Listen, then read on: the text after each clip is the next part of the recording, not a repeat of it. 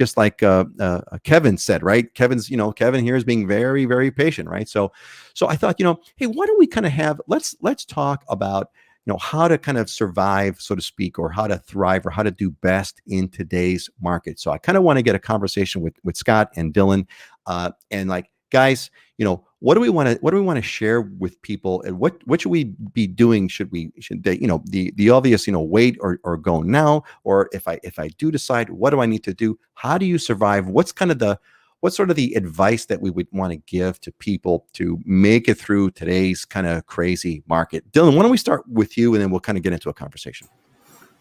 Well, I think we've talked several times in the past about our thoughts about the market and waiting for it to cool down. And everybody, I remember a year ago during COVID, was saying, "Hey, market's going to crash. I'm going to wait till next year. Market's going to crash." And how'd that work out? Right, is the question today. And so going forward, we don't definitely believe that there's going to be, if there's a cool down, that may be a slowdown in how hot it is right now, but it's not going to be a downturn, right? Where prices dramatically fall or something crazy happens. And because there's so many fundamental things in the market right now that are not similar to 2007 and 2008. And so there's some experts saying this could go on for 5 years, what we're seeing right now, because of the lack of, one of the big drivers is nationally, we've been in the last 10 years building lower than average the number of homes that we normally build in America. So we're not replacing or adding to the inventory. And you have the demographic tectonic plates that are hitting each other right now, right? You have the millennials who are coming into the home buying market strongly right now, biggest segment right now, who are buying homes. And then you have baby boomers who are living longer, staying healthier longer, and staying in their homes.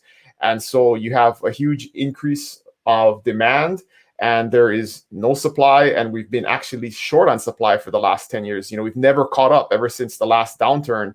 Builders have not caught up to building homes at the same rate they had been the prior 50 years. So the constraint in inventory is not going to go away, right? We were talking about before the show, we all have properties that we could sell right now for a huge profit from what we bought them for. But what are we going to do if we do that, right? That's the seller's question, is, if I do sell, where do I go? Even if I want to upsize or downsize, it's a uncertain time where if I sell and I make a big profit, do I have something I want to buy? And there's a big disincentive right now for sellers. So let's get Scott into this. So Scott, so Dylan's made a couple of really important points about market fundamentals. I think that what really kind of stuck out to me, Dylan, what you said is that, there may be a cool down, but there's not forecast to be a downturn. Scott, what do you want to add to what's been going on so far?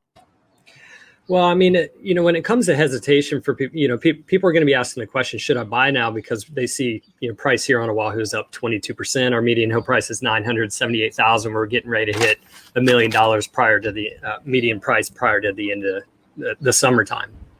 And so rightfully, buying a home is a big purchase. It's a high involvement, it's a process, not an event. It takes time, planning. And in doing so, when you have something where we have an accelerating market and you don't have a whole lot of time to be able to process that home and make a decision, you're having to go 50, 75,000, 100,000 over asking price in some situations. Rightfully so, it's going to create some hesitation. It's going to be like, man, do I really want to get into this? Is this sustainable? Is this going to last? And if you focus solely on prices, you're probably, what are prices going to do, and are they going to come down? You're probably going to get stuck and not make a move. There's other things. That's a part of what our job is. It's why are we buying the home? What is the purpose? What are we doing? And how long are we going to be here? And then we can base the strategy around that. And there's some people that, no, you shouldn't. You want to do a flip in this market. That's always risky. It's hard to find those deals, but or if someone's here, say, oh, I'm going to be here 1 year, 2 years, and then sell. Okay, your risk component's higher. You have to weigh that out, but there's even ways to balance that out. So I feel like we're outside of the norm of what you would normally do in the buying process. And in doing so, it becomes way more stressful for people. So naturally, there's a hesitation that happens. And the question is, should you be hesitating?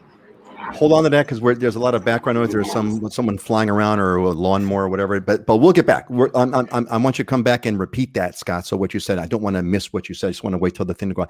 Dylan, you had a kind of a on the issue. Let's kind of tackle this sort of wait till it cools down kind of thing. There was a slide that you've got over here that you were kind enough to kind of bring over here. It's like, if there's not going to be a downturn, what do you want to wait? And so this pretty much illustrates, right, the cost of waiting, right? And that's one thing that you have to evaluate in your specific situation, and we can help you figure out projections and strategies here. But if we look at over the next 3 years, right, and 3% appreciation would be a downturn, right? We're at much higher than 3% price appreciation right now. That is a conservative estimate. That's kind of a historical average on home prices. But if you were looking at a $700,000 house today and you waited 1, 2, or 3 years, this shows you what that cost of that house will be with 3% appreciation year over year, right? So $21,000 more next year, $42,000 more the following year, and almost $65,000 more in 3 years. So if you got to overpay by 10 or 15 or 20 grand today, is that worth it? Maybe, right? If you're going to be in the house for 10 years, it definitely will be worth it. And so this is just one aspect of it, because the next thing you got to look at, and all the experts agree on this, is where are interest rates going, right? And so we had one more slide here where you can look at your purchasing power based on an interest rate. And so we're using that same $700,000 number. If you look at the bottom left-hand side of that graph, so at today, at a 2.73% interest rate, you're looking at $2,900 a month in payment for a $700,000 house, right? If that interest rate goes up just 1% to 3.75 or 4%, now your monthly payment goes up about $400. So if you are stuck you can only afford a set monthly payment over time, if interest rates rise, which most experts agree they will over the next year or two, your purchasing power goes down, right? You can afford less house. So instead of being able to afford, if you say I'm capping my ability to buy at $3,000 a month, you could lose $50,000-$60,000 in buying power over the next couple of years, in addition to the increase in cost of that home with appreciation. So it kind of compounds and puts you in a weaker position to buy later. Okay, so look, so we're a lot of math. I know it's kind of wonky, but no, it's not wonky at all. Look, here's the part. No, it's not wonky. Well, folks, was Dylan too wonky? If it was too wonky, throw it in the comments and let's. I think it was pretty. It made sense. But folks, if you have some questions about that, throw it in. Look, let's forget about this whole price thing. And then in terms of prices, it's clear prices are not going to be dropping. It isn't like we're in a bubble and tomorrow, in a very, very short period of time, prices are going to come crashing down. That's not going to happen. At best, it'll be a cool down. It won't be a drop. Interest rates, looks like the Fed has said they're giving signals that they're going to be cranking up interest rates. That's not going to be around for a long time. So, the current rates are not going to be around. So prices are not going to be dropping now. So the only question now is, what tips do we have for people who are discouraged about today's market, right? They're going in, Scott, you had mentioned there's only like 400 listings on Oahu. There's like 300 listings on the Big Island that has like 1/10 the population of Oahu or something like that. So that's way out, right? It's way out. So, let's talk now about, let's shift. So what do you do, right? So what do you do? How do you, okay. And you want to buy. So how do you make this process work? Scott, why don't you start us off on this one? What do you tell someone that, okay, I get it, Scott, I've decided I'm going to buy, I'm going to pay what I'm going to pay. This is my price, etc. But man, the market's crazy. What do we do? What kind of things do I need to know to thrive and do well in today's kind of crazy market? I am going to buy. Now what? Yeah, it's just an education in the process. Part of what our job is to give you the information so you can make the best decision. If I don't come in and give you examples and tell you stories, hey, we're up 22%. Okay, what does that mean? Right? I'm going to give you stories and explain to you, hey, okay, we're buying an Ocean Point. The last five clients I've worked with on the buy side, we've been competing between 10 and 15 offers, and we've been $75,000 over asking. I'm just throwing weird numbers out and just making stuff up. But I'm going to sit down and explain to you, this is what you should expect. Here's your situation. How do we try to get you into the best position possible? And it's just it's an information sharing process. And a lot of times what happens is people have to get rejected once or two times to go, oh, okay, light bulb goes off. Now I see what you're talking about. So it's working with someone who's been in the business for a long time, who knows how to position your contract in the right way, make you understand that market, get you comfortable with what's going on in the market, so it doesn't feel so just like a big shock and out of the norm, and slowly walk you through that process.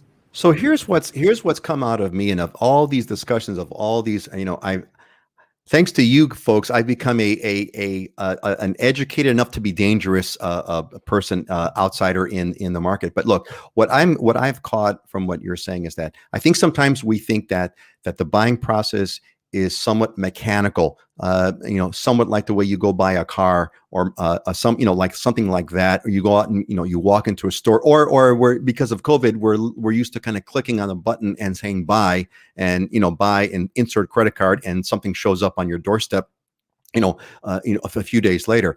But what I've caught from you guys is saying that no, the buying process here requires, kind of a good understanding from what's going on, but also you really have to kind of understand what things that you want, who's the seller, what kind of, as much as you can know about the seller and what do they want, how can you make your offer as appealing as possible? What sort of little tweaks do you kind of want to operate? Do you know everybody? What's the network like? Because it's not like buying something on Amazon.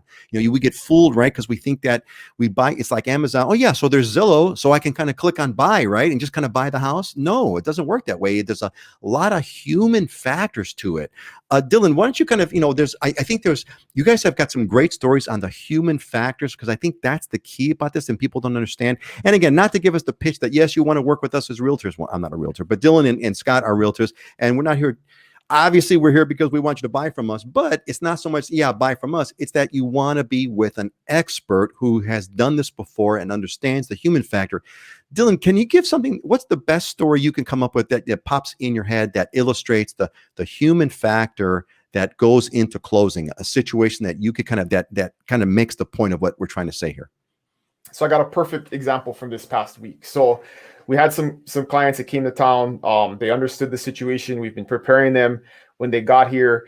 And so there's two types of listings out there right now, basically. The ones that are grossly overpriced because somebody is shooting for the moon and they weren't advised well as a seller.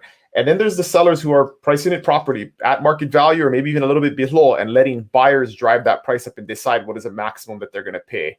And so those, first, you got to evaluate, which house am I looking at here, right? Am I looking at one where somebody's shooting for the moon and is being unrealistic, or somebody who really wants to get this house sold and is going to give us a shot to make our best offer? And so, we focused on those homes, right? We separate those out. So you got to have somebody that understands the difference, can just at a glance look at those listings and say, well, this one's way out of the ballpark. We should focus on these. And so my brother took these folks out looking at homes, and they found one that they really liked. And it was one of those homes that was priced very fairly for the market right now.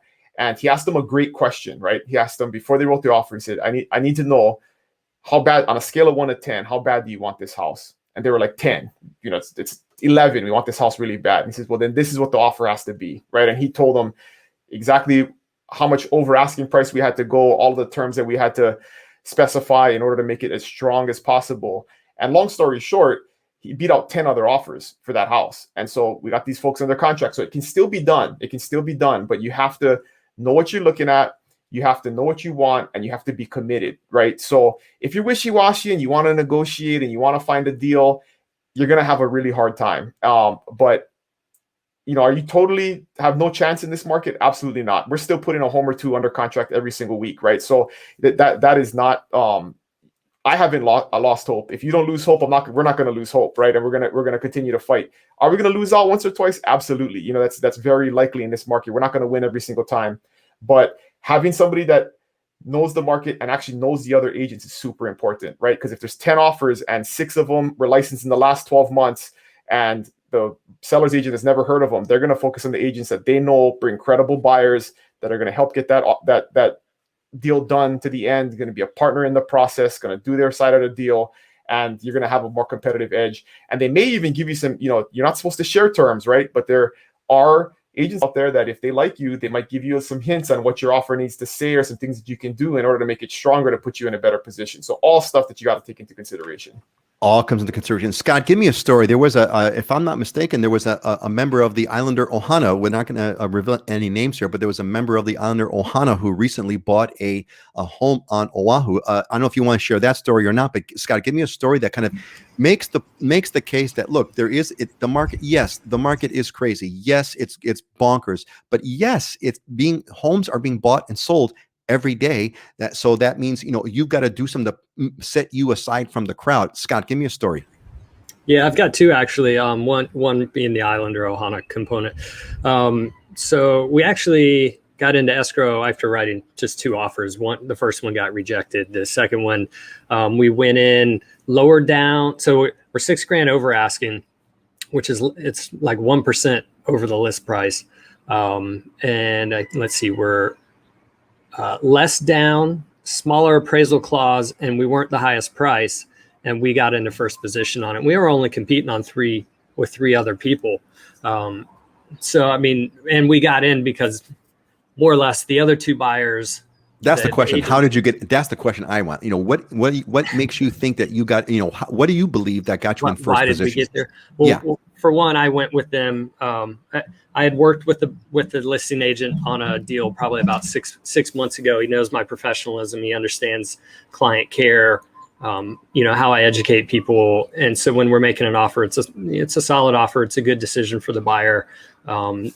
So the relationship came into play there. That one of the buyers that came in higher hadn't even met their agent yet. They were trying to find their agent and offering a higher price.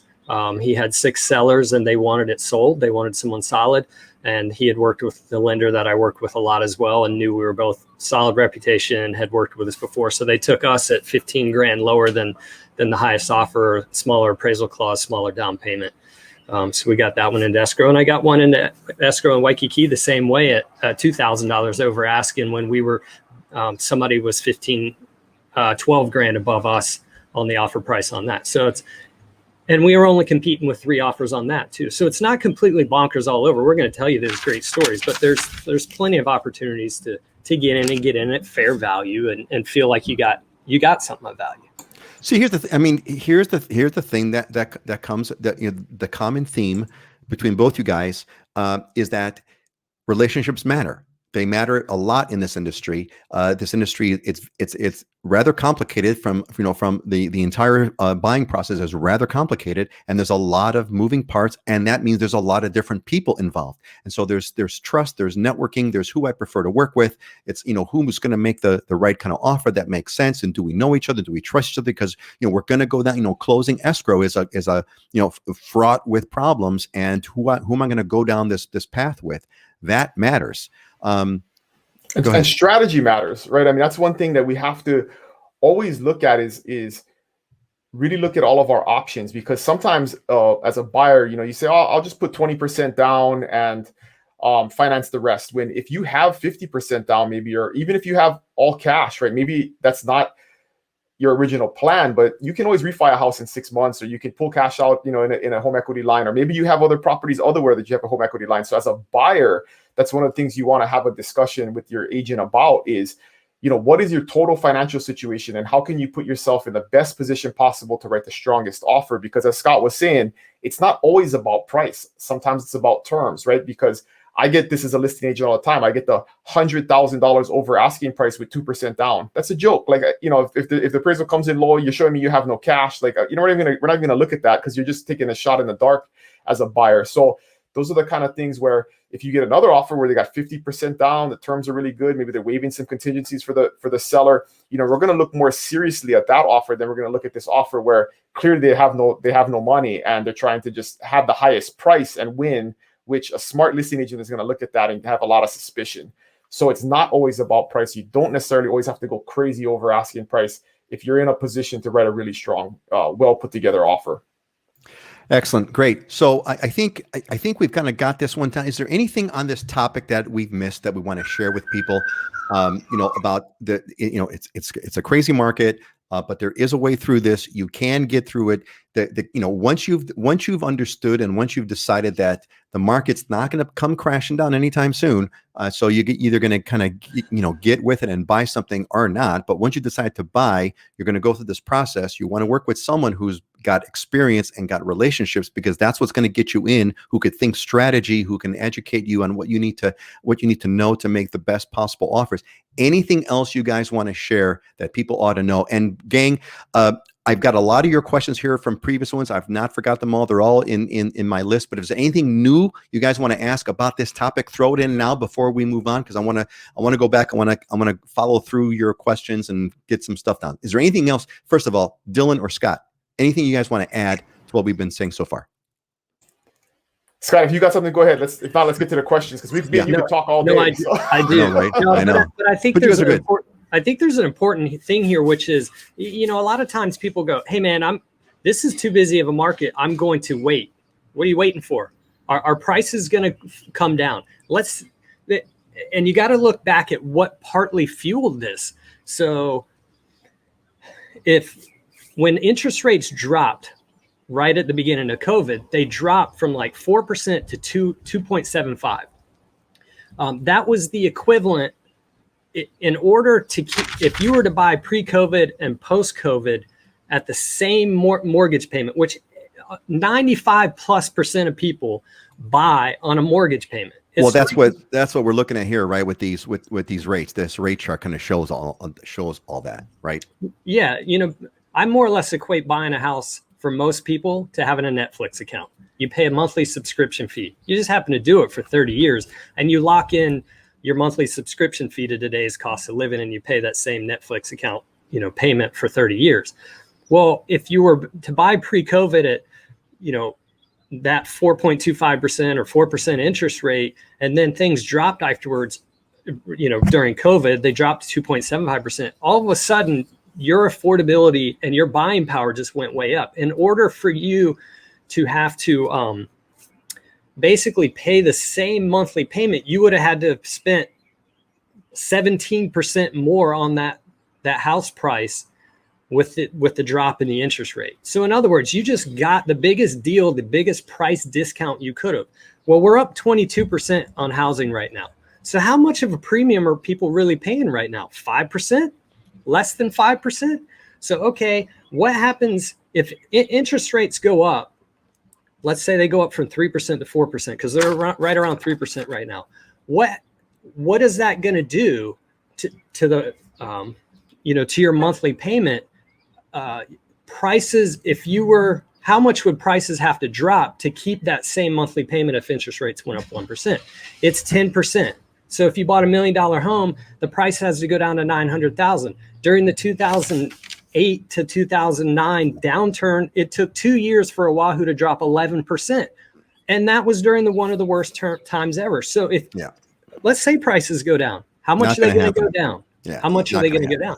And if they do, they're because the interest rates go up, and your monthly payment's going to be more expensive anyway. Look, let's not further the discussion about will prices go down. Ain't gonna happen. I'm just kind of thinking, okay, now that we've and you got to make your own decision as far as if you're going to buy or not. But don't make the decision based on you thinking that prices are going to come back down. That's not going to happen. That's a loser's game. The only question is, is there anything else you guys want to talk about and add in terms of, okay, now that I've decided, now that I've realized, is there anything else you guys want to share? To me, it's all about those relationships. Well, let's show that last slide to illustrate what you pay over 30 years on top of the cost if you do wait and the interest rates go up 1%. So I'm okay. I'm going to show it, but I don't want to show it because we don't need to show it, because this is a no-brainer. Oh wait, what happened over here?